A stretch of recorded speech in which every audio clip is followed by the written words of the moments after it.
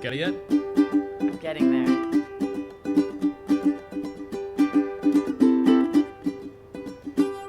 Johnny Cash. Ring of Fire. No? Not coming yet? No, it's not coming. No? Oh, yeah. Yeah. I got in that ring of there fire. you go. That was my ukulele version of. That was awesome. Yeah, you had no clue what it was. No, I didn't, but I was really enjoying Have you it. ever listened to Johnny Cash before? No, but I saw the movie. You've never listened to Johnny Cash? No. Do you know who Luke Bryan is? Yes, I know who he is. God, that's terrible. I know. There's a I'm meme. sorry. There's like an internet meme which goes out. I love it. It's a picture of it's Chris Christopherson, and who's a famous outlaw know who country, he is. and Johnny Cash, who he played that song. And there's a picture. It's an internet meme. So you have the memes, and it said at the bottom, Luke Bryan, and below that, never heard of her. It's my type of humor. And then like another internet meme was that's a dad joke right there. another internet meme was it had, let's see if I get this right, Waylon Jennings, Johnny Cash, Chris Christopherson, and Willie Nelson. Okay. The four of them, like kind of like in like sitting there, right? Just smoking looking all weed. Rugged. It said, it says, oh, I hope I don't lose it right now. If you don't know who we are, you probably listen to Luke Bryan. Aw. I love it. Not to insult any Luke Bryan fans out there. Oh, he's terrible. But Jake's insulting you right now. I'm just keeping it real now. I'm just going to That's right. Well, we're 14 podcasts in. Yeah. Hey, everybody. We already decided we're not even going to have a script anymore. We're done. We're throwing it out the window. We're done. Hey, Megan. How's it going? Hey, Jake. We are back. We didn't. Did we go anywhere last week? Yeah. Well, you went out of town, but we've been consistent last week. Did we talk last week? We did. Okay. I was actually only home. I'm going to try not to take that personally. I was only home for 2 days in the past. And then you 2 went weeks. to Boulder. Yeah. Tell me about that. Boulder, Colorado. I actually, terrible to say, I didn't have any good things to say about it, other than the people I spoke to, everything was great, but I didn't really venture outside of the hotel. I maybe went a half a mile radius around it. The landscape was beautiful. Everything was awesome. But I think it was more just I was towards the end of my travels, and I was done. And I came back with chapped lips. And it's very, very dry out west. It's very, very dry. No, but I had a good time. I met a lot of really, really good people. Beautiful scenery. You come in, I think it's the Rocky Mountains. You can kind of see. Beautiful, yeah. Yeah, and everything. And you can see the Flatirons when you're in Boulder. Yeah, I think that's what it is. But it was kind of cool, flying over top of that. But I did panic because, there was a driver that picked me up because I was actually going to speak. I was asked to go speak at give the final keynote talk at a conference. So you had a driver. Yeah. And it literally came out on top. There was an iPad that said Jake Carney, and I was like, oh my God. And you're in your shorts and flip flops. Yeah, and this is Ron the limo driver, and his name is Ron. So Ron the limo driver, get in the car, he's a talker. Ron's the talker. Oh God. But he says, hey, where are you flying from? We're talking for a little bit, and then there's God forbid there was 45 seconds of quiet time. He's like, do you want to know the reason why I asked where you came from? And I said, sure, Ron, have at it. And he said, because I like to see where the elevation people come from, because you can get really dehydrated and really sick once you fly into That's here. True. And I'm like, oh my God. And I was like, well, I came from, South Florida. I probably came from elevation of 5 feet, not 500, 5 feet. And he's like, you should really, I have some water back there. You should really drink that water. You don't want to get sick. And now I'm panicking, in my head. I'm thinking, oh my God, I've never been here before. And so I was like, what about, how does this compare to Salt Lake City? He was like, well, he's like, you're pretty high up there and everything. So I'm starting to tell myself in the head, I'm going to be okay. I'm going to be good. But Ron, the limo driver, literally had me panicking because I thought I was going to pass out in the back of his limo. He's going to drop me off somewhere. And I don't know. So that was my start to Colorado. It's funny because the elevation there is really high. I don't know if you had a beer or anything while you were there. Yeah. But when I was out in Breckenridge a few years ago, I had one beer, and because of the elevation, and I'd never been there before, it hit me as though I had 3 beers. No, I didn't have that. Really? At all. Yeah, at all. I know Boulder's more in the valley. Yeah, so maybe because I wasn't high. on top of a mountain peak drinking But you can beer. really feel the elevation. I should have had a Coors Light, right, being in there. You have all these great craft beers. I'll take a Coors Light. Tap the Rockies. In a glass. The Silver Bullet. No, but they had a really good craft beer. The cool thing about Boulder was I guess they're really into healthy eating and everything. So there was a bunch of restaurants that were non-GMO, organic, gluten-free, and if they did have any of that, it was labeled, which was pretty cool. Creature of habit, I like to go back to a place that I think is good. So I was there for a couple meals, and I went to one restaurant I think 2 or 3 times. But they had gluten-free organic nachos and burritos, and I was all about it. And everybody out there is a stoner, so it's like you can feel good about it too. And they actually had, and this is my favorite, my guilty pleasure other than pizza, they had fried dill pickle chips. Yum, I love fried pickles. God, they were so good. And they weren't spears, they were like sliced. And the spears, delicious. Spears, you have to get the chips. You have to get the chips, yeah. So ate there, and there's a place out there called, I just spit, I'm sorry. I saw that fly across the table. You just call me out on that. You should see the microphone top. Disgusting. I'm fired up. There's a place out there called Garbanzo. Mm-hmm. Have you heard of it? Yeah. Oh yeah. So it's like, I guess it's like a chain. Garbanzo's Grill or something. Yeah, mm-hmm. It's a chain, but it was like you go through like the whole line, and you get like pita. First time I had a falafel. Never had a falafel. Never had a falafel Before? I loved it. And so God. I got something. I forgot like a salad with something on it, and I was like, "Can I get like some of those falafels on the side?" They were like, "This is like the protein meal." I was like, "What? I'll pay for it. Just throw some in there. I want to try them." And they were really good. They're really good. Really good. Yeah. You can make them at home. They're very easy to make. Made out of what? Like chickpea or garbanzo beans or whatever? Yeah. Have you ever made them? I have not made them. So they're very easy. You tell me they're easy. I hear they're very easy. So what were you doing while I was gone? Just waiting for you to just turn? waiting for you to call me. Just sitting by the phone.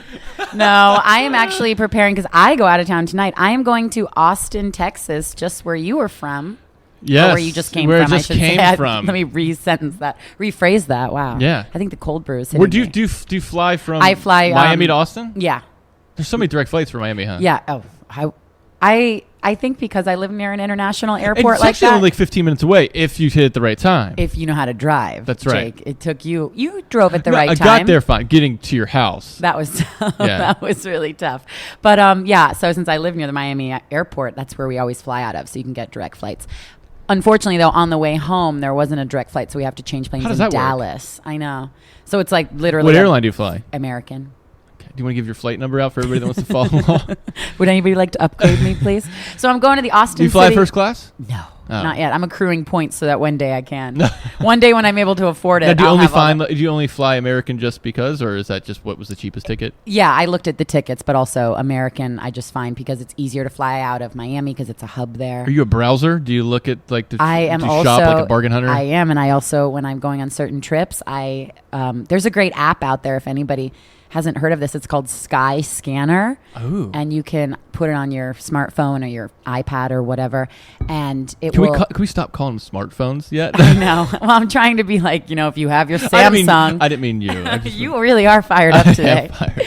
So it's an app called Sky Scanner, and if you're traveling or if you know you're going to be going somewhere in a few months, you can actually plug in flights and it will track them, and it will send you emails if the flights go up in price or down in price. Oh, wow. Yeah. So a couple of years ago when I was telling you I went to California, Colin and I ended up flying out to California round trip on Virgin Atlantic, which was like an amazing airline.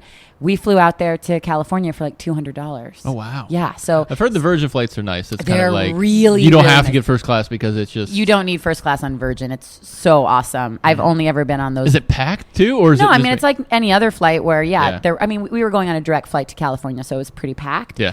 But it's just so cool. I've only ever been on that once. Oh, man. But yeah, we're going to Austin because we're going to the Austin City Limits Music Festival. Who is headlining the Austin City all Limits? of your favorite All my bands, favorites. Jake. Well, Oh, man. there's all different kinds of music that Dave are going to be there. Matthews, is he going to be there? No, I Dave don't know. Matthews. God. But he's like a festival player. He comes thing, to right? South Florida every summer. He was just here in July. Yeah, but he used to go to the tour, like Yes, Lollapalooza. yes. When you were Pearl a young Jam, is Pearl man, Jam going to be when there? you were a young man, Pearl Jam? Pearl Jam has been there before. They're going to be there? No, they're not going to be there this year. I'm just going to throw out a couple different groups. So let me tell you. Let's play this game.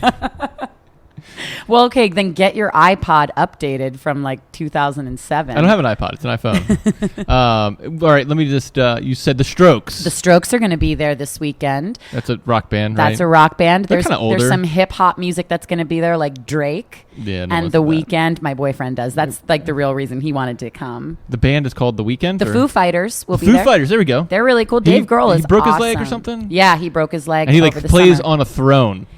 Dave Grohl is awesome. Okay. I'm like not even as crazy about the Foo Fighters, and I just respect him so much as a person and a businessman and a musician. He did a really cool documentary on HBO. He's just Home box office, what that stands home for. box office. Do you remember when it used to be called home box office? Yeah, that's what it means. Yeah. I remember. Do you remember like when you would have cable and you would only have HBO? Like I remember being young and my dad had HBO at his house and we would go visit him on the weekends and it was like so extravagant. Don't like, turn it on after midnight. yeah. But it was like so extravagant, and now it's like you Yeah. go somewhere and like if they don't have 900 channels, you're like, oh, Oh, I don't have cable. you don't have cable here? No. Well, you guys aren't really all I have TV is watchers. all I have is You the watch Netflix. Amazon box. A lot of people now. Well, see, not in box. It's like I have like a You have internet. Vizio TV, which has the Amazon thing in there, and so I have an Amazon Prime account. So if you look at my recent history, it's this: it's Curious George, Daniel Tiger, a couple like Frozen's on there, but a couple other like documentaries and stuff like that. So Very eclectic mix of things you watch. Yeah, and then I also have the Apple TV too. Everybody has Apple TV now. I think that's interesting, or Netflix, or I think that it's interesting that a lot of people are getting rid of cable to get Apple TV and Yeah, Netflix. where and it really stuff. falls through is if you want like local news and stuff like that, and or like headline news, what it's called, like at the 6 o'clock whatever hour, and then also live events. So if there's like sports channels, so I will also at that point I will text my sister who lives across the street. Can I come over? And say no. What I'll say is, can I have your Comcast login username so I can come on. watch the Super Bowl or whatever, or watch the first quarter and then fall asleep. So. How is your cold brew? How's your cold coffee? My cold brew coffee is so good. Okay, so I'm really upset about this. So last week, if you guys missed the podcast, shame on you. I was telling Jake all about how much I love cold brew coffee, which was amazing because last week we had a very special announcement on the show, which was the debut of Lucy's Brew. Yeah, we have I thought good you coffee. wanted to say. Oh no, you're fine. Go for it. So the Alternative Daily now has Lucy's Brew. It is an organic free trade. It's a medium brew. Yeah, medium roast is what you say. Medium roast. Excuse me. Oh my God, shame on me. So I was telling everybody about making cold brew coffee, and I love it so much. And as soon as I left here, Jake, you were all amped up. did. You even sent me a photo. Sent you a photo, I your did it. mason jars with the beans soaking.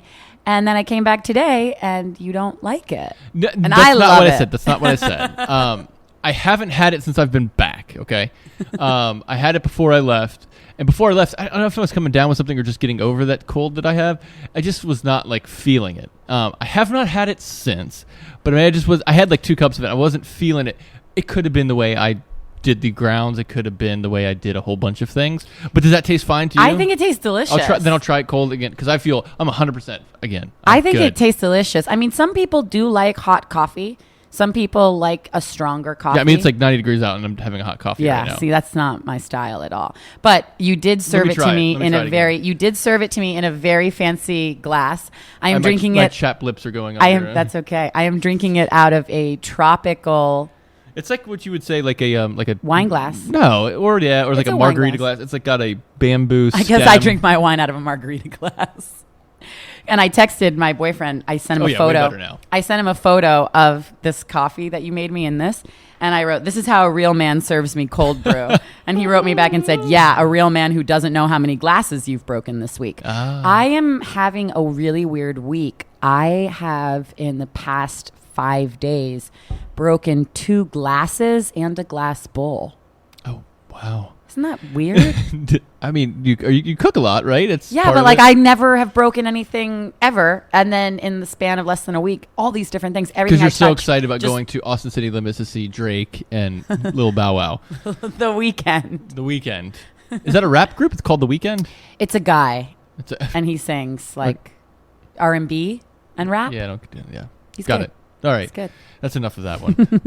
No, it's funny you actually talk about. So we were talking about Boulder, and I did want to kind of recap a little bit because I did give my. Yeah. So why were you in Boulder? Why was I to there? Let's just stop talking about Drake right there. Let's just go back to me. Let's talk about me. No. So I was there because it was really cool because it was actually a group of, I would say like 60, 70 entrepreneurs, folks ranging in every age from from 30 to 60, 70 years old, which is really cool. There's like 70-year-old people that really want to start their own business. And so there was like 19 speakers throughout the course of 3 days. The first one was a really good speaker. I know him; he's a good friend. His name's Michael Fishman. Does an awesome speech. He's just smooth, and he talks about having purpose-driven businesses and stuff like that. And then you get into your like how to market, how to do sales, how to do all these types of things.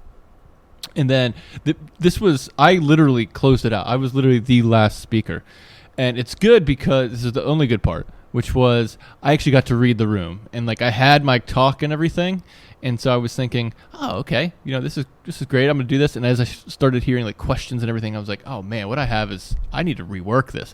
So I literally spent like, instead of taking notes while people were like talking stuff, I was taking notes. I'm like, I can't say that. I should say this, bam.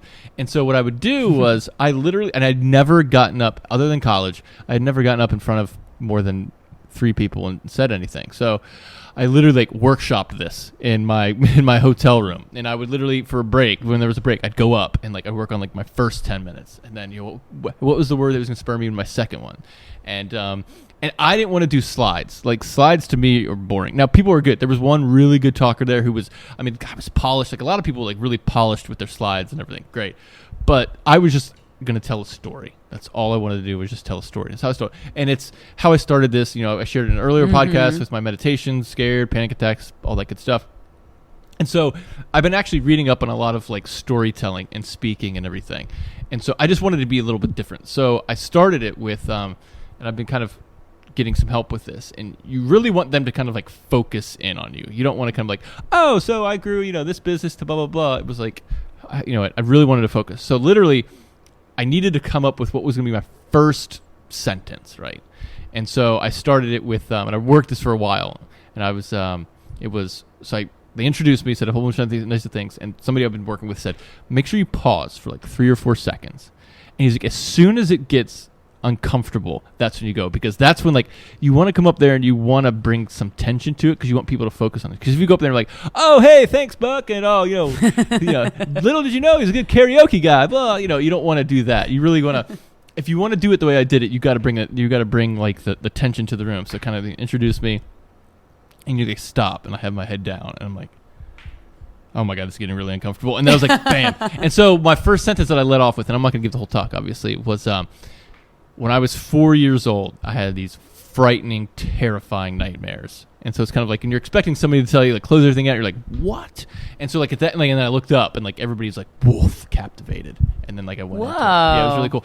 But it's funny is, and there was no timer at the back, and I had my watch with, like, set. And I had, like, I knew at, like, 10 minutes I should be here. At 20, I should be here. 30, I'm here. How long was the speech? It was like 47 minutes. That's a long time. Yeah. So after, like, I'm going through, like, I'm working through, like, my first, like, 10, 15 minutes, and I know I kind of hit my spots. And I look down at my watch, and, like, in my head as I'm talking, I'm getting it out, but I'm also thinking, I should be well along now. And I look down at my watch, and it's like 2.5 minutes into it. I'm like, God. I picked it up and ran from there. Looking back on it, there are some things that I left out, whatever, but it was really good. So to kind of like wrap it up, it was kind of dovetailing of what I said last week's podcast, now that I remember it, which was, you can do it, right? Just, you got to get out of your own way. And how I did it was like, literally, I just took like baby steps every day. I took one step. If I wanted to build this company, The Alternative Daily, I was going to write one awesome article today. And then tomorrow, I'm going to write another article and just do a bunch of things. And so, again, I'm not going to bore everybody with what I said, but for me, like, I felt like I nailed it. Like, I'm probably my biggest critic. I would say out of a 1 out of it, like, when I was practicing it, I was doing like a 5 out of 10. And then like the last time I practiced it, I was like, that's a 9 out of 10, 10 out of 10. When I gave it, probably an 8 out of 10. So I was happy. It was probably a 10, and you're just being tough no, on I would say it was 8 out of 10 because I wanted to get more laughs, but I didn't do a lot more jokes in there. But I nailed it. And so anyway, so here's the cool thing is then once I ended, they did like a little Q&A session and everything. So I get done, I take that weird earpiece off, and I walk to the back, and the people come up like right up to me. Like, the guy's not even done talking, like wrapping up the show at that point. People are coming up and talking to me like, oh my gosh, I already bought, he was like, you mentioned Keely Meditation, I already bought the book. I'm like, how did you already buy the book? He's like, I was like, did you buy it while I was up there talking? He's like, yeah, I got it on a Kindle right there. And I'm like, oh my God, that's crazy. That's really cool. And so like a couple other people were asking, what is the meditation? Can you spell it out? And then, how did you do this? How did you do that? And everything. And then my talk was done at 5. I didn't get finished till like 7 just talking to people. Wow. Yeah. And so I just heard it was like, I would tell you, I was not the most polished. There was way better speakers up there than me, and they did an awesome job. I just wanted to end it with, and here's how I kind of got, I was like, I'm just like you guys. I was literally right there where you are, where you're just scrapping at the bit trying to make this work. And I'm here to tell you, you can absolutely, you just got to get out of your way. And I kind of like elaborated even more on that. And so many people came up and saying how nice that was and everything. And I'm not going to pat myself on the back at all for that. But one dude came up and wanted to take a picture with me, took like a selfie with me. But it was really cool. It was, so I spent like 2 hours talking with people afterwards. And I felt bad. One of the guys I was talking to was really nice. He actually asked me if I wanted to do dinner after we got done talking. But at that point, you know me, like at that point, you just need to be alone. I needed to be alone. So I was like, I got to go upstairs, and just kind of, crash. So like I got a beer and like just went upstairs and then came back down.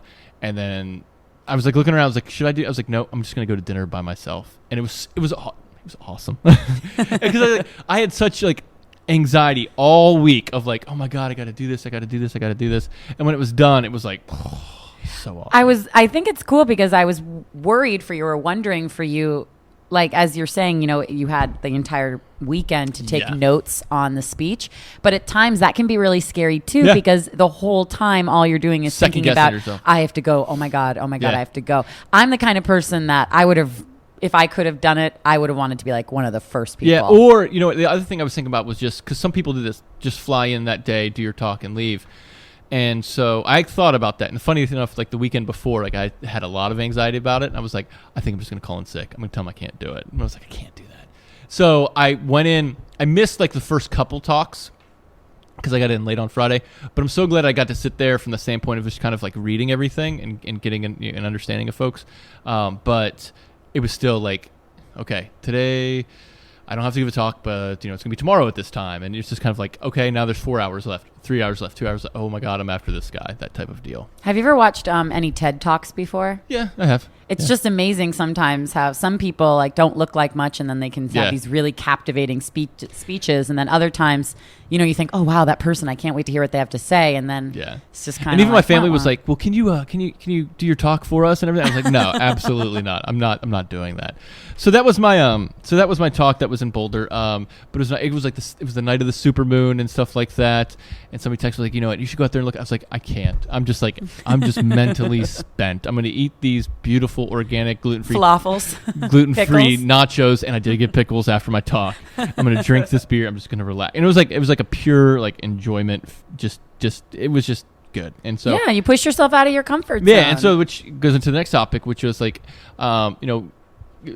getting out of that comfort zone, and I've had to do it a lot in this past month, and it kind of like stretches you out, stretches you thin. So when you come back, when you have to go back out, it's like like a rubber band, you can go out a little further now, and it's just been good to get out of my comfort zone. And when I gave that rant last week on there, some people were saying, oh, now you're just only talking about yourself and all these types of things, and that's what happens is when you get out of your comfort zone, you kind of like want to do your own type of thing. You're going to get lashback. You're going to get, some negative feedback from people.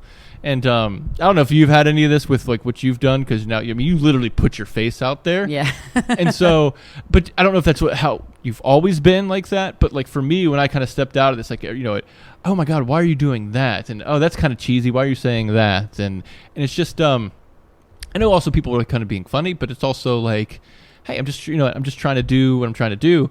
But I realize like a lot of people, it's fine. A lot of people just don't want to get out of their comfort zone. And so if you tell them, hey, this is what I'm doing, I put it on my back, I'm going to do it, it makes them feel uncomfortable a little bit, which then can come back as some negativity. I think also that sometimes when you're doing something that maybe other people might be a little bit afraid to do themselves or take on themselves, that can almost make them, as you said, almost a bit, I think deep down, even if it's subconsciously like jealous or negative towards you because they see that you're able to do something. Yeah.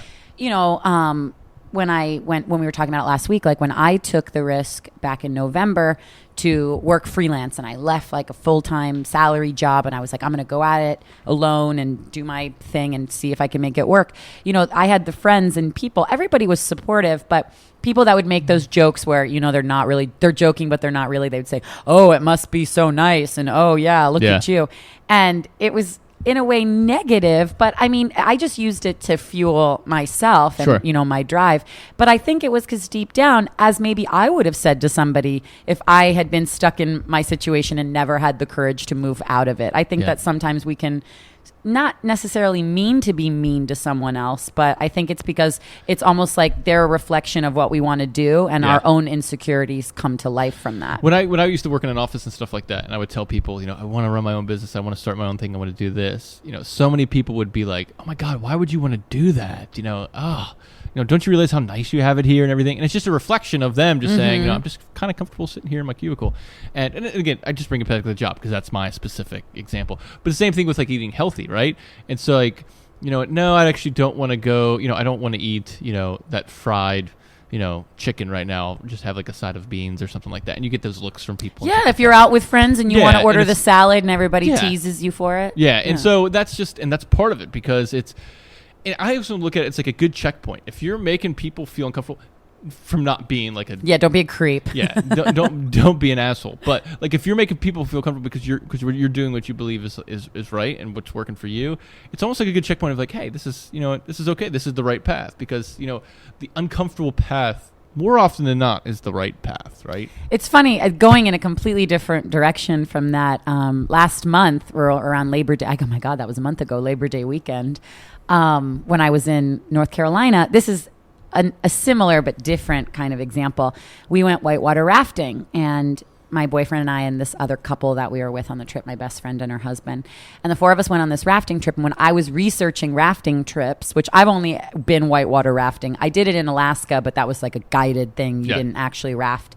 I mean, you didn't actually paddle, you just sat there. But I had only done it ever one time before. So I looked up all these different river adventures and whatever. And when I was planning the trip, I was talking to my girlfriend about it. And I was like, okay, should we do this river or this river? I'm kind of nervous. How's it going to be? And she was like, let's just do the most hardcore one. We got to do it. Let's try it. So it was like class 3 and 4 out of 5 rapids on this trip that we went on. So I was really, really excited, and I was a little nervous the day of. I mean, everybody's it's nerve-wracking. It's scary. Sure. Anything that requires you to wear a helmet and a vest and sign a piece of paper that says you could die. Exactly. Yeah. It's one of those things where you get a little bit nervous. And we were going on the trip, and we're down the river, and it's not rapid after rapid. You have a couple times where it's slow, and I know we had the most amazing guide, and he said to us, he's like, okay, who wants to be really get the ride? Who wants, to really feel it? And so Colin and I were like, we'll do it. So we sat in the very, very front. So if you've ever seen on these rafts. I can see both of you just hands up. Woof, yeah, we're like that couple. Before we're you even we're finish gonna do it. Us. Yeah, we're going to do it. So we sat in the front row or whatever of the boat. And if you're in a raft, you can tuck your feet underneath the sides of the seat in front of you. But if you're in the front, you can't really do that. You almost just have to put your weight in your heels, brace down, but there's nothing to hang on to or anything. And so the guy was explaining to us that on this course that we went on this river, it was actually the site of the Olympics, the Summer Olympics back in the 80s. This really cool, very, very intense one portion of the river. So, I mean, by the time you're done, you go through it, it's been maybe 2 minutes, but it feels like you're in it forever. And the guide was telling us, listen, it's going to be very intense. We might fall out, blah, blah, blah. Here's what you do, all these different things. And we were about to go on it. And I was literally so scared. I was trying to keep it cool. And I'm in my mind thinking, damn, why did I say I was going to sit in the front? Oh my God, this is so stupid. I'm going to get so hurt. I can't get my face smashed. I work on television. What am I going to do? So nervous. And I was telling myself, and then I had that other voice in my head that was no, this is fine. You're going to be fine. You're not going to die. You're going to be okay. It's good to put yourself in these situations every now and then, that adrenaline and make your heart rate and stuff. And we went through it. I survived. We didn't fall out. It was freaking amazing. Yeah. And then the rest of the day, we were all so elated, but myself personally, I was proud of myself that I did something that I was so scared to do. And then I did, and it it gives you a little confidence. Well, that's another thing. A lot of what you said right there is when you have that voice in your head that says, don't do it. Yeah. Everybody has that, right? Oh my God. Every single, and when I went for the longest time thinking I'm the only one that has that. And I think a lot of people need to know that everybody goes through that. I was talking with one speaker about what I was going to do. And, I was do you get nervous And this one that I actually was talking to, and he's an excellent speaker. And he didn't speak at this one, but his name's Bo Eason. He's this excellent speaker. And he was like, I wake up and I just don't want to do it. I'm like, oh my God, somebody like you says that. And so it's important to know that it's just like every majority of people have that. We're like, oh my God, this is going to be too crazy. I don't want to get in my comfort zone, but you just got to do it, right? I go on jobs now. Sometimes I'll book jobs and have to film stuff. And right before we're like ready to roll, I start to get like a little bit shaky, jittery, like nervous. And that doesn't make me nervous at all. So I think it's normal. I think it's cool. And then when you can push yourself out of those limits, like you had after your talk in Boulder, or like I had after the whitewater rafting trip, you feel so empowered and you feel so good. Like I really thought that after that trip, I could do anything, And that's a nice feeling. Oh, it's definitely a nice feeling. That's why I wanted to go to dinner by myself and just kind of like truly like enjoy Treat yourself to something. I took myself on a date. But it's getting out of that comfort zone is I've started to do more of that in my life, and more often than not, the uneasy way is usually like the best way, right? And trying to always take the easy way out, you're just going to kind of you're going to get left behind. So that's what I wanted to go through with that one. And so the next topic we want to go to something relevant and current. Something relevant, yeah. So the hurricane is coming. Yes, well, we have Hurricane Joaquin. He has now, this is as of this morning, so October 1st. He was upgraded to a Category 3, and it looks like the direction that he's coming, so he's headed, west right now. He's headed towards the United States.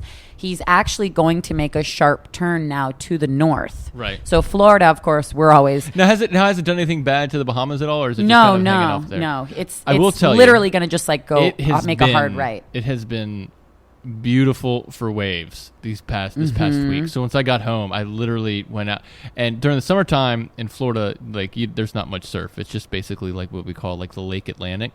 But, every single day, drop off Noah at school and then go surf. It's just been phenomenal. And so when it comes to like, a lot of people think, with hurricanes, you get like these high, waves and stuff. And that does happen.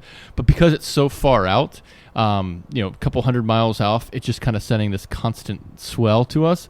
And it's just been absolutely phenomenal. Well, living in South Beach, because we're basically at sea level and sometimes in certain areas below sea level, this week, and because of the supermoon that was here the other day, there has been like crazy flooding. I mean, like the other day I went out to my car and I'm driving to get on the highway to go to work, and it's like a sunny day like it is today, and there's just massive flooding, and it's so odd. There's a lot of water movement right now, and kind of the, I don't want to say it's cool, but it is neat to see. There's like a lot of bait fish out there now too. Yeah. So you'll be sitting out there and you see like these big splashes, jumping stuff. And it's like, and you'll go to put your hand to paddle and you'll see like a flutter of fish and everything.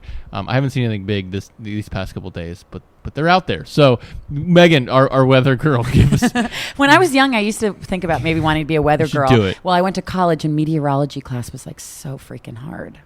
I don't know why it would be hard. Why would it be hard? Because science stuff. You have to take science classes. But those weather girls are not just like pretty girls. Here's what I don't understand. They're smart. I'm sure they're not dumb. But here's what I get from the weather side of things. Like if you're a weatherman or weather girl, don't we all get this information from one place? Right? Don't we all get it from whether it's like the Weather Center or the Weather Channel? And don't you just like regurgitate? No, I know everybody has their Super Doppler Viper X Track 4 things, right? But the computer models can really show you things, and then you just have when was the last time you saw an extremely unattractive weather person? Never. It doesn't happen. Never. Doesn't happen. Never. We have a really pretty weather girl in Miami on the channel. I'm sure you do. I'm sure you have 8 of them in Miami. They're all really pretty. So here's some interesting facts that actually the Weather Channel put out.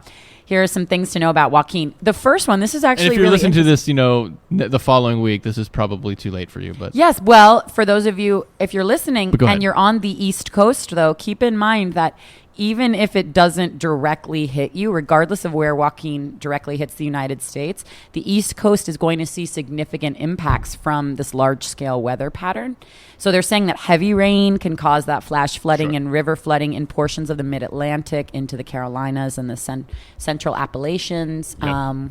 I think everybody north of Florida is supposed to get a lot of rain. Yes, this weekend. a lot of rain. So were you around when Hurricane Andrew hit? Hurricane Andrew destroyed my grandmother's house. Now, where were you? I was living in Miami Beach, and we were evacuated. And my mom was dating my stepfather at the time, and he lived in Boca Raton. So I remember I was 5. So did Boca get hit? Not as bad. No, but it they was get hit? terrible weather. It was really, really terrible weather and rain. But no, since the eye of the storm went over Miami, it was really bad up here.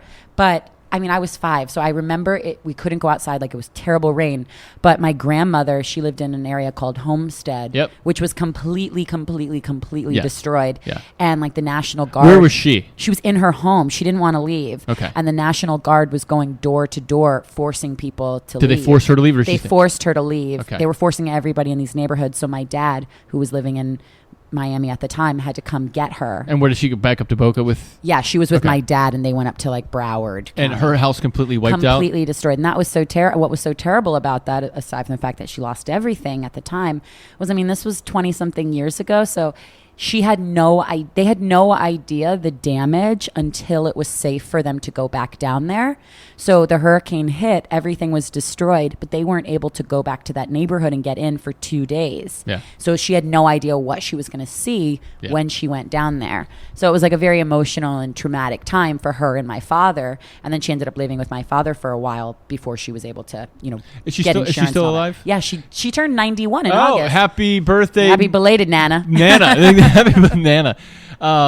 So does she panic now with hurricanes? No, or is it just kind of like, you know what? Not at all. Screw it. And you know what's Fuck it, I've been crazy? through the worst of it all. And that's the thing, is as crazy as it sounds, is I think when you've gone through something that traumatic, I mean, she lost everything. I mean, there was nothing left in her neighborhood. That at this point, I think all these years later, I think you realize like how little material things really mean, so she's not necessarily, let's say, as concerned with any sort of destruction. And also when you've lived through something like that and she sees things like, that they might bring some heavy rain, she's not leaving her house. Now, since then, have you experienced any other bad ones? So I've been here for many, many hurricanes. I know that there was one in 2005. I was up at college. I think that was Wilma. Yep. And that's the one that, like, all of South Florida had no power. It was Wilma and Katrina. Actually, people don't remember Katrina came across Florida, hit us first, and it was kind of like, you know what, not really big and then deal. it gained strength. And that's then, right. Yeah. So but Wilma was a little worse than Katrina for us per se. Yeah. And that's when we moved down here, we went. Oh God, welcome to Florida. That was like 10 years ago. Yeah. And it was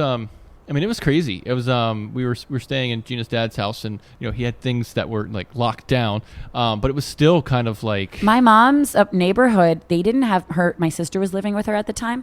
They didn't have power for like 9 days. It's crazy. My sister, I remember, was going to the gas station at like 3:00 in the morning and waiting in these crazy lines to fill up cars. Yeah. Because I remember in Boca Raton, it's very beautiful. There's lots of new neighborhoods, so a lot of and like, packed with a lot of people. Lots of people, and there's golf courses and whatnot. And I remember coming home a month or so after that hurricane had hit, and tons of neighborhoods, like huge trees and destruction everywhere. So it's funny because now, remember how a couple weeks ago there was maybe the threat of that hurricane? Yep. It's funny how now we can become so jaded to it. Like up until the last minute, I got some bottled water, but Right. You sort of think like, there's just two sides of this, and I do realize that is, one is, what you just said, where you're just kind of like, it's category 1, whatever, let's just kind of like batten down the hatches types of deal, but you never know like how bad it could be. Of course, it could be really way worse. But the other side of it is like, you have those idiots at the Weather Channel, which I say that truly because it's so sensational. Well, they're just fear mongers. They name, like, now we have named winter storms, which is absolutely ridiculous, right? And the funny thing is, there's no such thing. If you look at the National Weather Center, they don't name storms. The actual names come from the Weather Channel, and they're all like these crazy names. Like Joaquin is not necessarily scary. You had like Felix, and you'll have something like Deborah or whatever it is. But when the Weather Channel names these winter storms, it's like winter storm, Agatha, and this is winter storm apocalypse. We're gonna call this one apocalypse. It's crazy. Do you know Joaquin? This is the first time that name has been used for a hurricane. I did not know. Yeah. They haven't done Jacob. They've never or Jake. They've never done Megan. Never done Megan. No. It's too sweet of a name. That's right. She's gonna come over and just Nobody's gonna respect a hurricane, Meg. She's gonna spread flowers everywhere. No, we had a couple actually when I grew up in Virginia. We still get hit in Virginia. Yeah, my boyfriend grew up in North Carolina. And I remember it was 2005 2003, I think. It was my I was in college at the time, and up there what they get hit with? I forget the name of it. When you're in college, it's fun though. You're like, great, let's get beer. We're gonna party. Well, we were further inland, and this one I forget the name of it. Hurricane Isabel. That was it, which hit I don't know. It was the Hampton Roads area, and so my dad had called me and said, I don't want my older sister, because she's like 2 or 3 years older than me, and she had a daughter, Abigail, and he said, I don't want them here for the storm. Can they come up with you? Now I am a 21-year-old college kid at this point, living with like my 3 of my buddies and whatever, and I'm like, sure. I don't know how this is going to work out, but come on, because we were just going to party all weekend. And so I had never been in the biggest fight with my roommate. He's my best friend to this day, but we got in this massive fight because he wanted to do a party at the house. I told him no. I was like, my niece is going to be here. And he asked my sister. My sister was like, it's fine. We'll just go out. We won't be here. And because she just didn't want to encroach on us. And I had never said worse things to him than I did like that one night. I was like, this is ridiculous. It's my sister, my niece. I blew it out of proportion, and it actually turned out to be fine. But I do remember like the family stories. Like we had just ended up like, I forget, we were like launching water balloons into the wind, or launching like eggs into the wind and stuff like that. Real mature things. But yeah, so my sister and my niece stayed with us for a couple of days because they actually lost power for like a week or 2 and stuff like that. So yeah, that was my Hurricane Isabel story. But I got a bunch of hurricane supplies recently because it just makes you think. Do you have a generator? No, I don't have a generator, but I live in a building that has backup generators and whatnot because I don't live in a house. I have an apartment. Right. But we got a bunch. It was so funny because the one thing I was like, we need to make sure we have at least water. Everything else. Toilet paper. Water and toilet paper and cat food. That was like the things, the essentials. I get it. Yes. You know what it's like to be a girl with not wearing a wedding ring or an engagement ring, and you're just checking out tons and tons of cat food and toilet paper. I'm like, why don't you throw on an Us Weekly magazine while you're at it? Let's see what the Kardashians are up to. But it's so funny because my boyfriend, he was more of a skeptic about it, and he kept saying, we don't need this stuff. And it ended up that we just ended up like having all these water bottles, and we were drinking water bottles forever. We used to fill up the tub with water. Yeah. Fill up the tub with water, and of course toilet paper and my mom canned food. My mom uses a fondue pot, and like with the flame that you can get, like the little fire thing. And because she lived through that one, 10 years ago with no power or anything, and she figured out ways that you can like cook in it, and you can make coffee and all of these things. And I told my boyfriend, I'm like, if anything happens, we won't stay in the apartment. We'll just go up to Boca. It just hit me like, I don't know what I'd do about my coffee. Like I would have to find. You'd be cold brewing. Oh, that's a good idea. Cold brewing. When the hurricane's coming, he's going to actually have to make cold brew coffee. You won't need your coffee maker. Have you ever done that? Like when the power goes out, and you're like, oh shit, the power's out.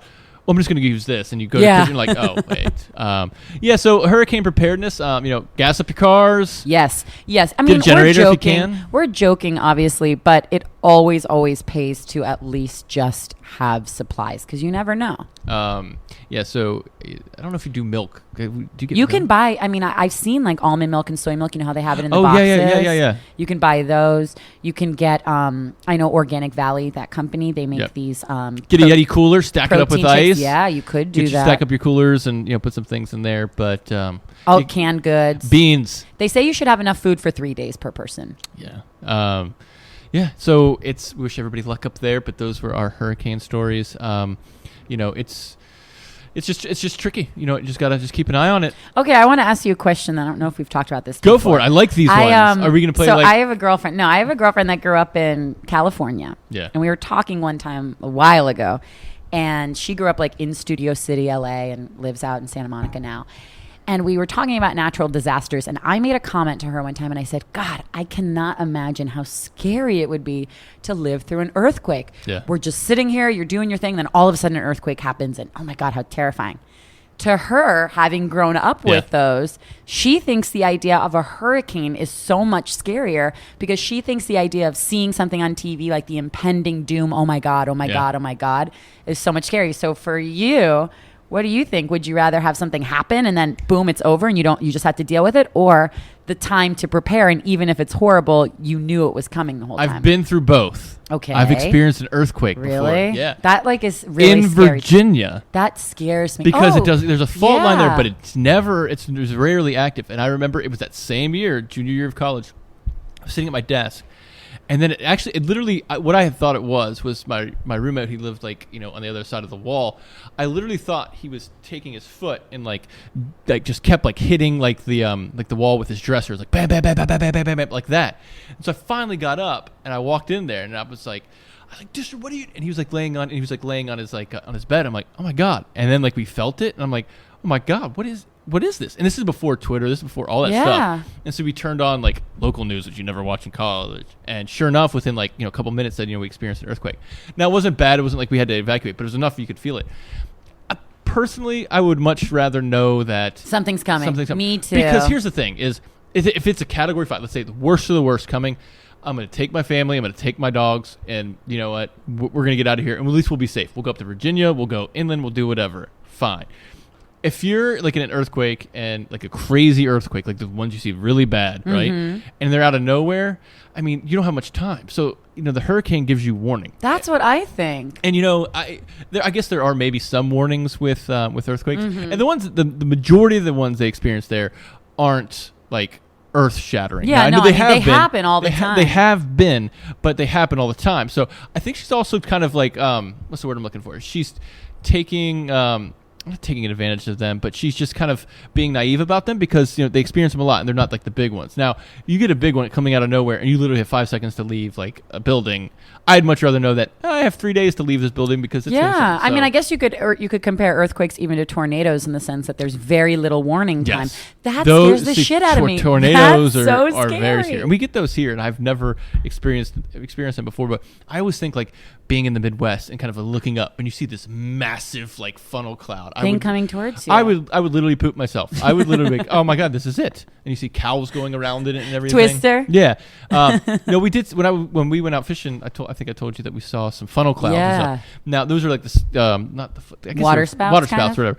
And those do not turn into tornadoes or anything like that. They're usually just really quick, but like I'm talking about like the massive ones that are just like scary. Spinning, it can be dangerous. that literally can just like wipe out everybody. I'll deal with the hurricanes because I know I have fair warning to go. Me so, too. Yeah. So those of you living in the Midwest and out west, we salute you. Yeah. And then there's no safe place to go. You go to like Minnesota, and it's gonna be damn cold. Yeah, that's true. And I always think about that. Like, where's the place that you could go in the country where you wouldn't have to worry about? You're never safe in life. Yeah, you're never safe in life. Especially if you have to get up in a car and go somewhere, you're never safe. Speaking of storms, so we have Lucy, who is you may have heard her name before. But she gets really, really scared when it comes to storms. Rain, a lot of dogs get really rain. Scared. She's okay with, but down here it's just it's rarely just rain. There's usually like thunderstorms. And I can look in there and see she's starting to freak out because she can sense that a storm's coming. And our friends have been telling us these things called thunder vests. Okay. And what it is, because she literally freaks out. She panics. Her mouth's shaking. She's drooling everywhere. I mean, she can't literally, like, if you take her out to go to the bathroom, and let's say she hasn't gone to the bathroom in like 6 hours, she's not going to go. She just is not going to go. You try and give her a treat. She throw it at her. Nothing. She's freaked out. And so we feel really bad about this because we get storms like every single day. Our friends have been trying what's called these thunder vests. And it's basically like, you know how some people put like shirts on their dogs and stuff like that? Okay. But it's a little bit thicker. I have it. I should have pulled it out. It's a little bit thicker, and it like wraps them tightly. Okay. And I would say everybody that we've talked to, and we have another friend who their dog Marley is equally as bad, like freaks out. And they say that when they put this, if you put it on before the storm, it's not like they're just a completely normal dog, but they're not as freaked out as they normally are. And so I guess the thought process is that they feel comforted, they feel held, and they feel safe and everything. Aww. So we just bought one for Lucy yesterday. Okay. It wasn't crazy expensive, like $35. You got it online? No, I got it at the pet store. Okay. And so we put it on her last night, and she was just kind of like walking around with it, like, why is this on? There was no storm or anything. We just put it on. But we're going to try it next time if I see there's any storms coming or anything. That's smart. One of my friends, his family dog, I was hanging out with him the other day, and there was a thunderstorm, and the dog was like completely losing its mind. And you feel terrible for the dog because they have no idea what's going on. Yeah. So, I mean, you never hear cat people talking like this. I'm God. just throwing it out there. The whole cat. I don't get the cat thing. They're awesome animals. I love them. I just don't trust them. I always think they're up to something. They're capering on something. I mean, and like I was holding, I guess they don't even like to be held, but I was holding my sister's cat and I like picked it up, and maybe I just don't know how to pick it up. I think you just don't know how to pick it up. I kind of like picked it up and was like, and then like it bit me, but like not like crazy, like, but it was just kind of like giving me a warning shot, and I was like, oh my God. And you just You're like, I hate cats. With dogs, like if they're gonna bite you, you can almost like feel that it's coming on, but with cats, it's like cats can just turn on you in a second, like, and it's just. The good thing is you can drop them from like 2 feet because they always land on their feet. I don't drop cats on purpose, but it startles you when they bite your finger. So we got the thunder vest for Lucy. I can't wait to hear how that works. Yeah, it's gonna be. I really hope that it works. We'll see. I'll report back on it. So if you have dogs who are scared, or I don't know if you could do it for a cat, but animals. Cats don't get scared. Brody doesn't get scared either. Little chubby Brody. She just goes and sits in her little like bed, and it's completely wants fine. food. It just wants food. So that was the Thundervest.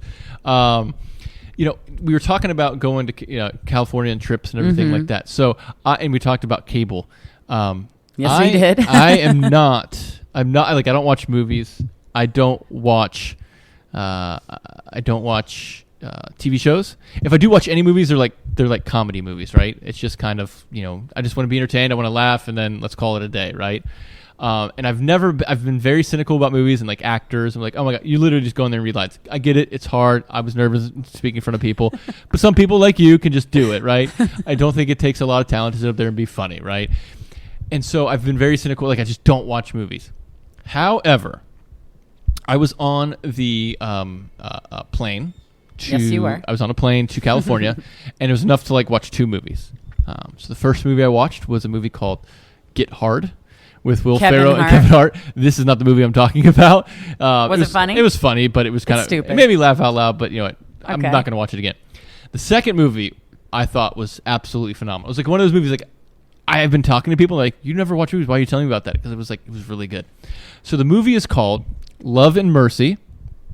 And I love it. You don't even know what this is yet. I don't even know it. I've been kind of singing some songs just while you've been here, and you haven't figured it out.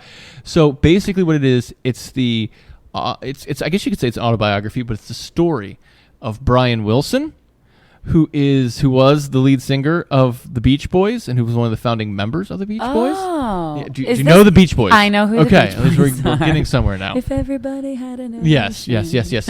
And so, but I don't know if everybody knew this, but Brian Wilson had a lot of mental issues. Oh wow, I did not know that. Yeah, so I'll tell you the story. And so, Brian Wilson, Beach Boys became very popular, and it was like after their first album, they started doing some touring, and he had a panic attack on the plane. Like Brian Wilson did the writing, composing, singing, and played. Like he's like a savant. Like he just can get all this stuff done, but it has a lot of social anxiety, which I can understand.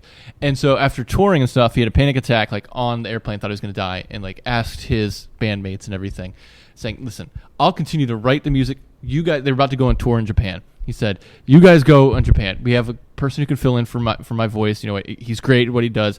I'll sit here and compose and make the next record, and you guys just come back and put the vocal tracks on and everything." And they said, "We really want you, but we'll do it." So he stayed back and he created it's a legendary album called Pet Sounds. So the one you were thinking was Surfing USA. That was like their first album. This next one's called Pet Sounds. And so he was famous for literally, he would, ask for a horse. He wanted a horse's voice. He always wanted these other different like voices in there. And then he would literally, for different sounds, like on like the piano, if they just weren't like, he just had this like, he had this thing about, he just knew how it sounded in his head and he wanted to get it out. So he'd put like bobby pins on top of like the strings of piano to get the sound, like the reverberating sound of how he wanted on there. And after watching this movie and then listening to something, I'm like, oh my God, that's what it is.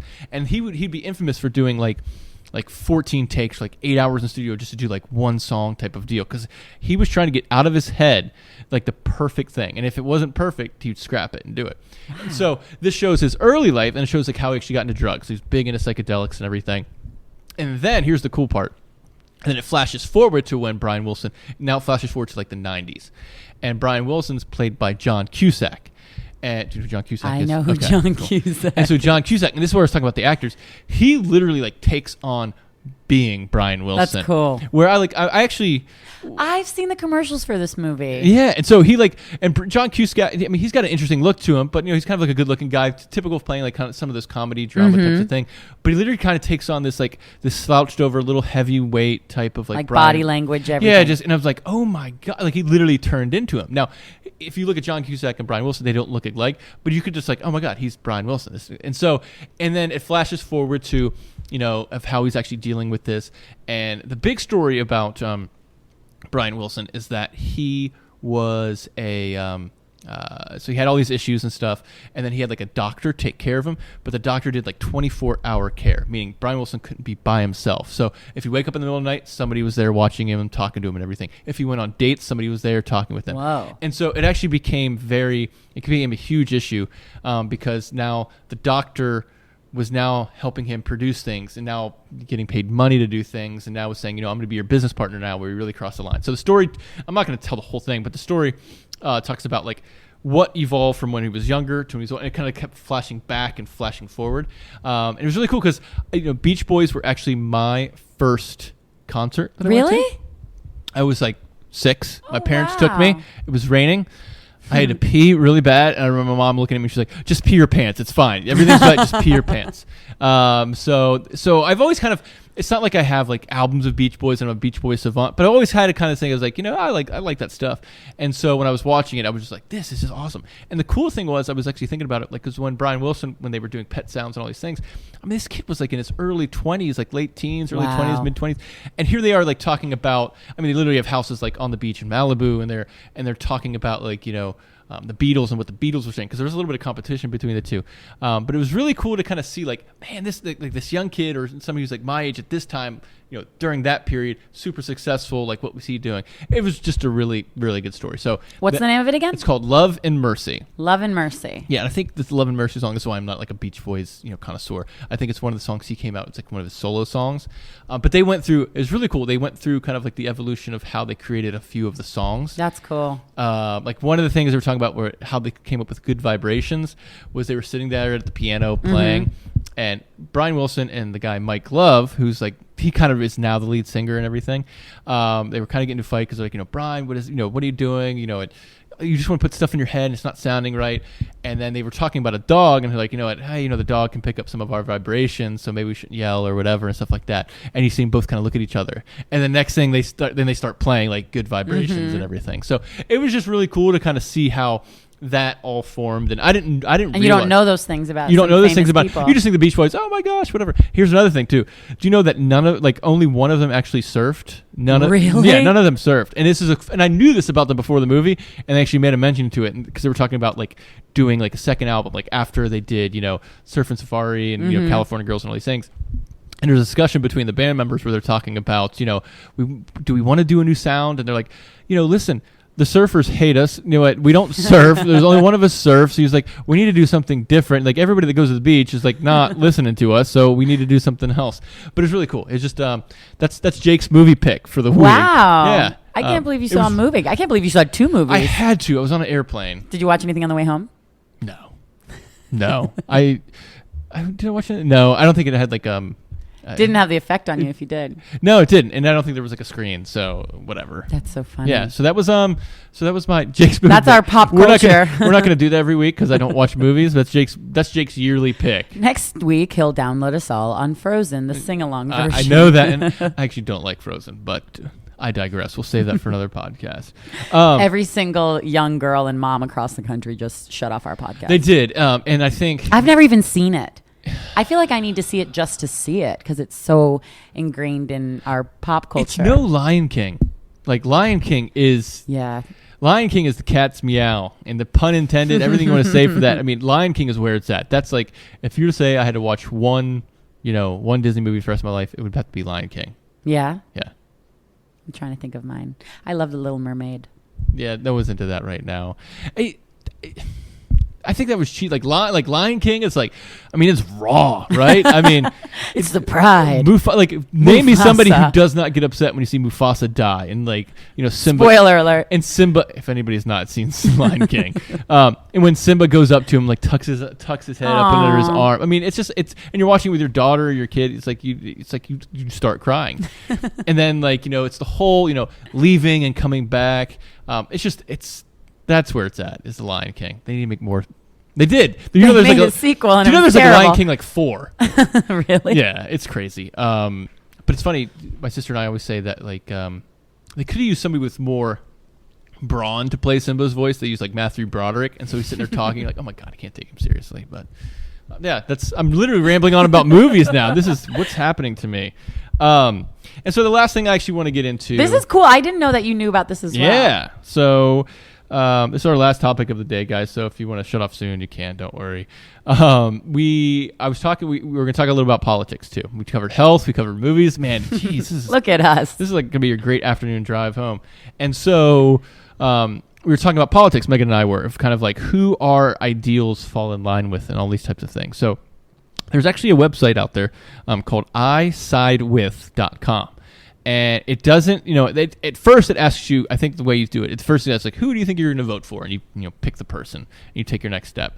And the next step is it actually walks you through questions. And you can do like a basic questions, or you can do like advanced, like give me everything you got, throw the kitchen sink at me. And I did that one. I don't know if that's the one you get. And so it takes you through economic issues, takes you through social issues, education, foreign policy, immigration, everything. And it's actually fun. I played it. I went to, I did it a couple of weeks ago because I saw the link online. And then yesterday I was with one of my best friends and we went out for a happy hour. And I was sitting there and he's completely on the other end of the spectrum than I am. And what end of the spectrum are you on, Megan? I mean, I'm sort of in the middle, maybe lean so left. So what's the opposite of middle? I lean more left. You lean more left. He's like all the way right. I mean, he's all the way right and then just keeps moving out. And I said to him, I was like, oh, we have to take this quiz. Let me play this quiz with you. So I was asking him the questions and he was getting really advanced in it. And it's fun. I mean, you can answer yes or no and then you can get, if you want to get more detailed into it. And it takes maybe 10 minutes, 5 minutes. It took me 30. Really? I took it seriously.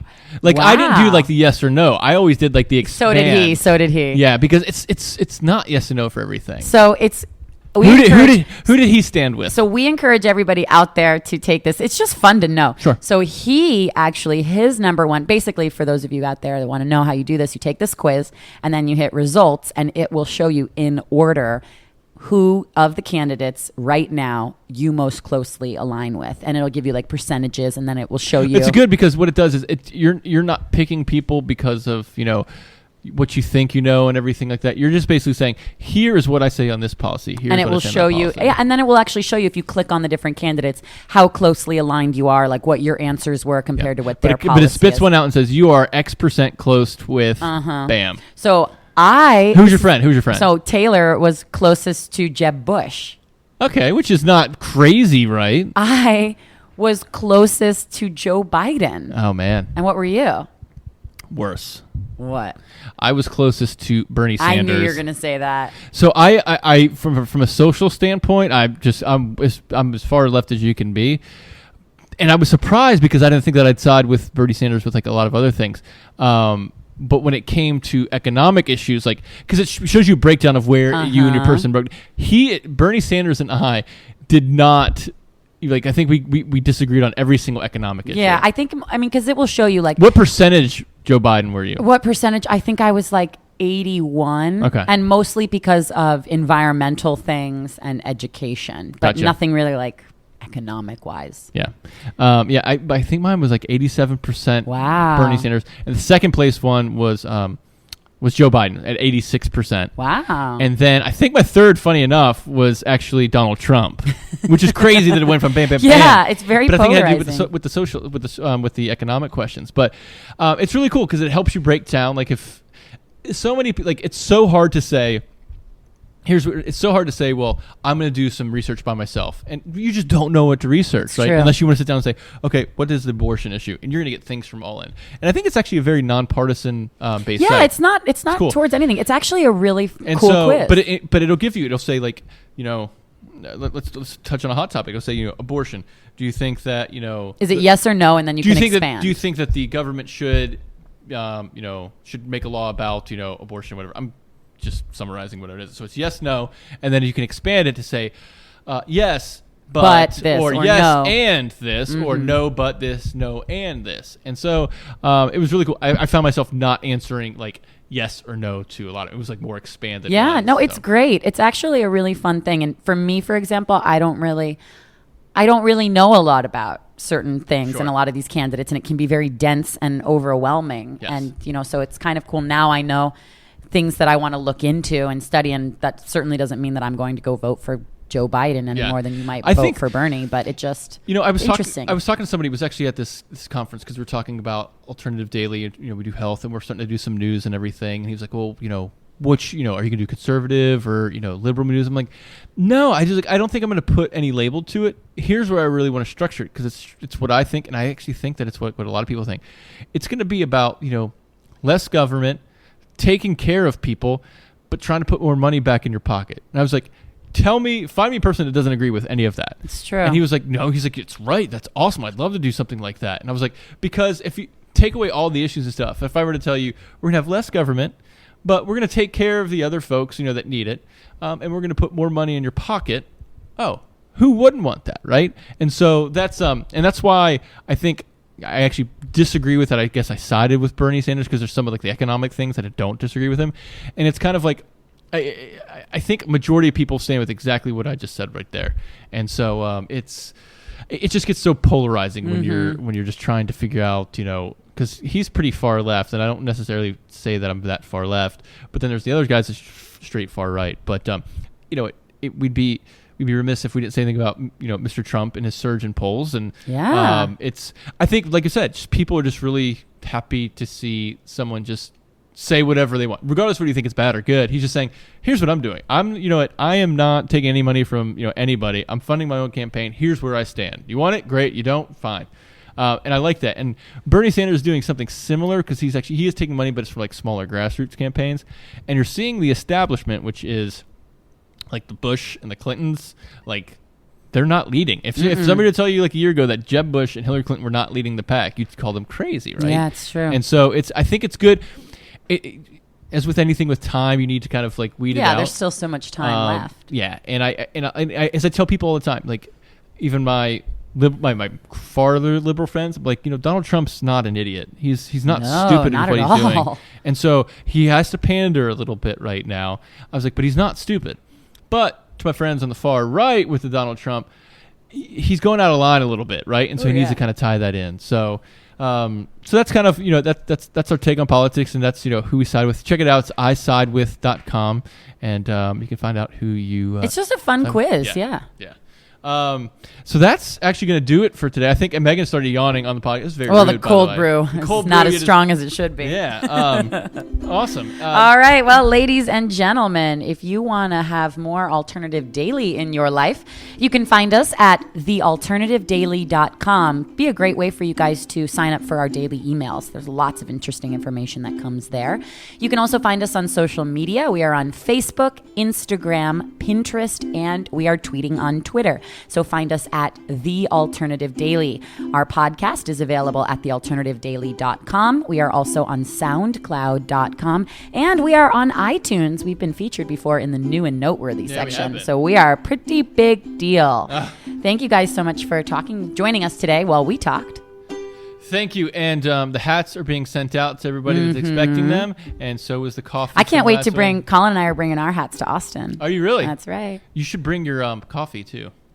What? No, I'm not bringing this coffee. I'm not sharing that coffee with anyone. I found that like people... this is like the bonus version, right? I found that people like don't have grinders because it is whole bean. And so when I give it to people, they're like, "Oh, I don't have a grinder." I'm like, "You don't have a grinder?" Such an elitist. But you can use like a magic bullet. I've even used like a. You can use like a. How about my blender. Ninja? You can use. And now it's time to go. You can use a Vitamix. You can, if you have a Ninja, give it away. Just shut the podcast off now. I love my Ninja. If you have a Ninja, get a magic bullet instead. All right, everybody. Thank you very much. Bye, guys. And we'll talk to you next week.